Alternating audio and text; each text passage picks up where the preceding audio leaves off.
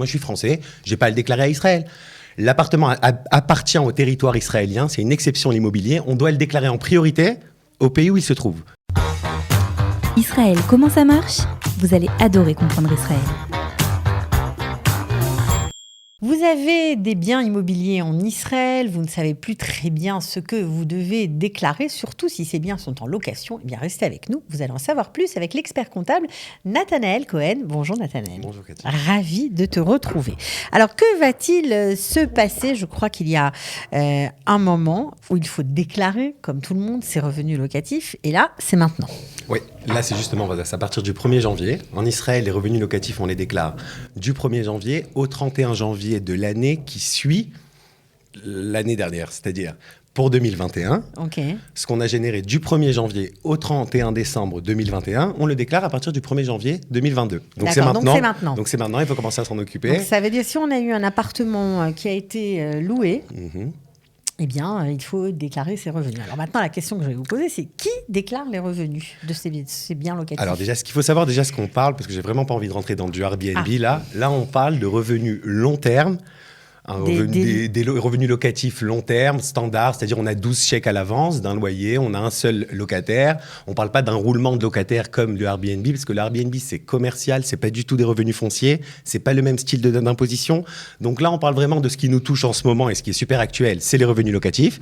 Surtout que depuis le corona, on sait que de plus en plus d'appartements ont été reloués en long terme et non en Airbnb, étant donné qu'il y a beaucoup moins de touristes qui viennent. Exact, donc ça concerne de plus en plus de monde et c'est maintenant qu'il faut le déclarer. Alors, qui doit déclarer ces revenus-là ? Toute personne qui a un bien en Israël, qu'il soit israélien, ou qu'il soit français, ou qu'il soit américain, à partir du moment où le bien est... Qu'il vive à Tombouctou. Et qu'il soit même pas... Quand il n'est pas israélien, souvent les personnes me disent « mais j'ai une théodat zéhout israélienne, mais si je n'avais pas de théodat zéhout israélienne, peut-être que je n'avais pas besoin de déclarer. » Non, et ça c'est quelque chose que beaucoup de personnes ne le savent pas. Ils disent « moi je suis français, je n'ai pas à le déclarer à Israël. » L'appartement appartient au territoire israélien, c'est une exception à l'immobilier. On doit le déclarer en priorité au pays où il se trouve.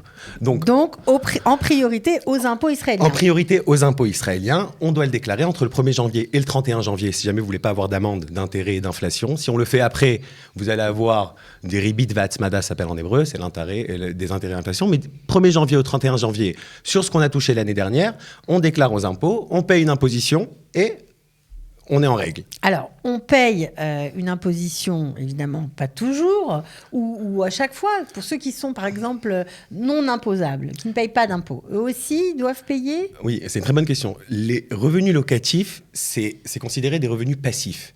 Les revenus passifs, quoi qu'il se passe, même une personne, un retraité qui n'a pas d'activité ailleurs, etc., s'il touche des revenus, ces revenus-là sont imposables s'ils dépassent les 5070 shekels. Donc, c'est-à-dire qu'il y a un plafond. Oui. Et quand vous dites 5070 shekels, c'est par mois ?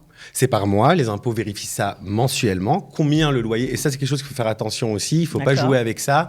Parce que la première chose que l'administration fiscale va faire, si jamais ils veulent contrôler, c'est de vérifier le contrat de location. La première chose qu'ils vont voir, l'expert comptable ou l'avocat qui déclare ou qui que ce soit, ils vont voir le contrat de location, à combien cet appartement est loué par mois. Maintenant, pourquoi le plafond est très important ? Et c'est bien que vous me parlez de plafond, parce que souvent des personnes, pour ne pas être imposées, essayent de faire en sorte que leur loyer soit à 5070. Et non à 5100 ou 5200, parce qu'on sait que s'il est à 5200, on est assujetti à une imposition, à une déclaration, donc etc. Ils font en sorte que ce soit en dessous du plafond imposable. Voilà, mais maintenant, il faut savoir aussi que le plafond change chaque année. C'était 5100, c'est passé à 5070. C'est-à-dire que si une personne louait son appartement à 5100 et pensait être tranquille, eh ben non, cette année, à cause des 30 shekels, 30 shekels de moins, on est imposé, donc il faut faire attention. En dessous du plafond, il n'y a pas de problème, on n'est pas imposé, on n'a pas besoin de déclarer. Au-dessus du plafond, on est imposé. Ok, donc c'est important de savoir si vous avez un bien que vous louez à 5070 shekels par mois, eh bien vous devez déclarer ce bien aux impôts pour être forcément... Alors, c'est bien de dire déclarer et ne pas dire être imposé, parce que vous savez qu'on peut avoir, par rapport à quelques circuits que je vais essayer d'expliquer, il y a des possibilités où on peut avoir un bien qui vaut plus que 5070 shekels, c'est-à-dire qu'on le loue à plus que 60 000. Finalement, on ne paye pas. Et finalement, on ne paye pas. Si jamais ça dépend évidemment de cette déclaration. En fonction de la déclaration, va dépendre l'imposition. Alors maintenant, comment on paye ? Quelles sont les possibilités qui sont données aux gens qui doivent déclarer ? Bon, alors, on connaît tous ce qui est connu en principe pour les propriétaires, c'est le circuit à 10%. Tout le monde vous dit, moi j'ai un appartement, j'ai un loyer par exemple 6 000 shekels par mois. Annuellement, c'est 72 000 shekels par an. 72 000, 10% de 72 000, 7 200. C'est ce que je dois payer aux impôts. Okay. Tout le monde connaît les 10%. C'est la star. C'est le circuit classique. Mais il est très simple. Mais il y a deux autres circuits. Moins connus, mais pourtant ils peuvent être des fois plus intéressants. Ouais. C'est-à-dire, par exemple, dans le cas que j'ai donné là, où on est imposé à 7 200, si des fois on utilise un autre circuit qui n'est pas à 10%, mais qui est à 31%, vous allez me dire, mais pourquoi ça vaut le coup d'être imposé à 31% quand on peut être à 10%? L'avantage du circuit, des fois, ça s'appelle le Masloul Chouli, c'est-à-dire en fonction du taux d'imposition dans lequel je me trouve. Une personne qui a moins de 60 ans, son taux d'imposition pour les revenus locatifs commence à 31%. Mais l'avantage qu'il a, c'est qu'il peut déduire des dépenses qui ont touché à cet appartement. C'est-à-dire les travaux. Alors, c'est surtout des fois l'amortissement du bien. L'amortissement du bien. Vous savez, on prend un bien qu'on a acheté par exemple à 2 millions de shekels, plus les frais d'avocat, plus les frais d'agent immobilier, plus les travaux. On arrive à un bien qui vaut 3 millions par exemple.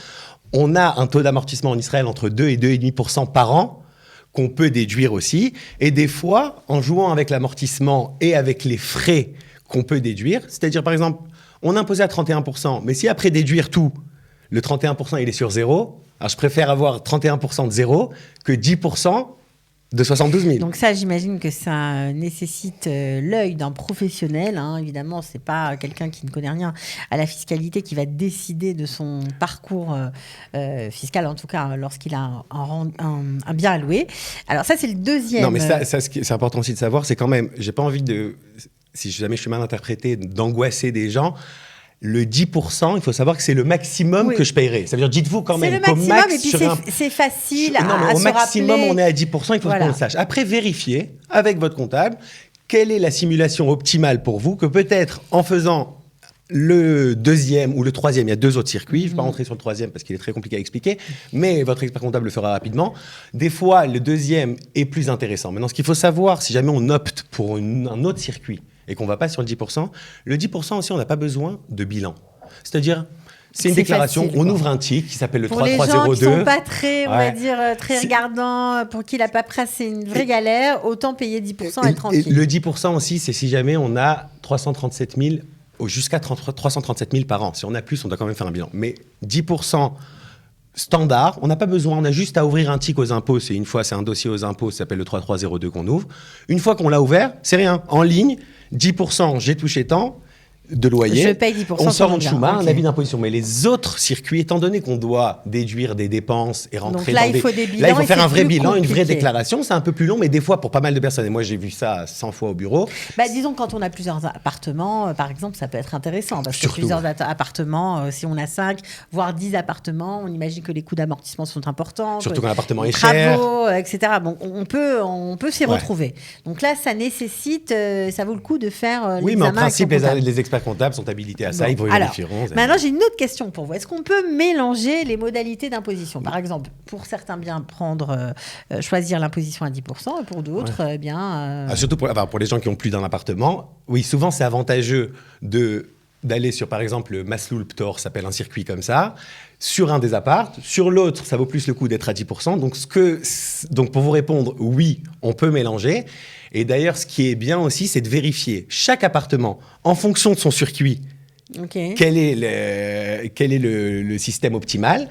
Et après, prendre celui qui est le moins cher. Nous, on aime bien faire ça au bureau. C'est-à-dire, on fait un Excel, par exemple. On fait le circuit à 10%, le circuit au modèle d'imposition taux marginal. On prend chaque appart. On voit combien on aurait dû payer par appart en impôts. Et après, on prend le moins cher de chacun. C'est-à-dire, moins cher des parcours, on va dire, des circuits. Mais quand vous me dites mélanger aussi, ça me ramène à préciser aussi quelque chose. Quand j'ai parlé du plafond à 5 070, c'est en tout. C'est-à-dire que si une personne a 2 appartements... Ah bah oui, évidemment. Si elle a 5 appartements, par exemple, et que chacun les loue 2 000 shekels. Ah mais non, mais elle doit payer quand même. Pourquoi ? Parce qu'on voit 10 000 shekels mensuels. On ne voit pas le 2 000. Et par contre, une personne qui a 6 000, ça aussi, c'est quelque chose que beaucoup de personnes ne savent pas. Il faut faire attention. Et les Français aussi, sachez... Et ça, je le dis, je le répète, parce que souvent, on a l'habitude, des fois, on entend des gens qui disent « Mais ça va, on est français, on n'est pas israélien, on s'en fout, personne... » on l'a dit, et ça, tout le monde doit déclarer. Les impôts vérifient, même un touriste qui ouvre son dossier, au moins qu'il soit en règle ici, qui déclare son imposition. C'est pas la fin du monde, c'est pas des sommes folles, c'est sur vos revenus locatifs. Au max, c'est 10% de ce que vous avez touché. Donc, faites-le. Et les impôts sont très à cheval sur ça. Ils font chaque année, ils donnent la liste de toutes les personnes qui n'ont pas déclaré. Donc... Bon, est-ce qu'on peut changer de circuit ? Une fois qu'on a décidé, tel circuit, est-ce que tous les ans on peut changer ? On peut changer tous les ans et des fois ça nous arrive même de vérifier sur une année antérieure par exemple le circuit qui a été pris et qui valait pas le coup et de demander un remboursement aux impôts. Ah bah carrément. C'est sympa, c'est-à-dire on fait un dor metagen, c'est-à-dire on corrige les bilans qu'on a fait. On s'est dit j'ai perdu de l'argent, finalement j'aurais pas dû. En fait j'aurais dû le faire dans ce mastoul-là, donc ça aussi demander à votre comptable de bien vérifier, ne pas lui demander, parce que souvent les personnes qui travaillent avec les avocats, les avocats, ils connaissent aussi les 10%, ils le font. Sûr. Mais souvent, des fois, vérifier quand même s'il n'y a pas une possibilité, ça vaut le coup. Surtout si vous avez plusieurs appartements, évidemment. Comment on paye, Nathalie ? Alors, on paye soit sur le site des impôts. D'accord. Soit à la banque avec un chauvard, c'est-à-dire on va recevoir un chauvard, c'est un avis d'imposition. On va à la poste ou on va à la banque, on paye, ou soit vous le faites en ligne. Des fois, c'est très simple aussi en ligne. Si les personnes savent parler un peu hébreu et que c'est pas trop compliqué pour vous, rentrez sur le site des impôts, Masloul Srirouyot, d'Ivoire al Srirouyot, s'appelle déclaration de location. C'est très simple, les impôts en plus aiment bien faire les choses très simples quand on doit payer. Donc eux, ça c'est vraiment... C'est accessible. Juste peut-être ouvrir le dossier, ça sera un peu compliqué. Au pire, vous le ferez une fois avec votre expert comptable. Mais après, si jamais vous êtes assez familier avec l'hébreu... Okay. Bon, en tout cas, vous avez compris, Nathanaël, on a bien retenu. Du 1er janvier au 31 janvier, si on ne veut pas se prendre d'amende, c'est le moment de déclarer les revenus locatifs de l'année 2021. Voilà, si vous avez loué votre appartement, tant mieux pour vous, mais maintenant il faut passer à la caisse, comme on dit. Mais ça ne veut pas dire que ceux qui l'ont loué en Airbnb ne déclarent pas. J'ai dit qu'on ne parlait pas de ça, mais là on parle du long terme. Payez-le maintenant, soyez en règle, parce que les impôts vérifient bien ces domaines. En tout cas, merci beaucoup. Avec plaisir, Cathy. Revenez quand vous... Allez, merci. Ciao. Israël, comment ça marche ? Vous allez adorer comprendre Israël.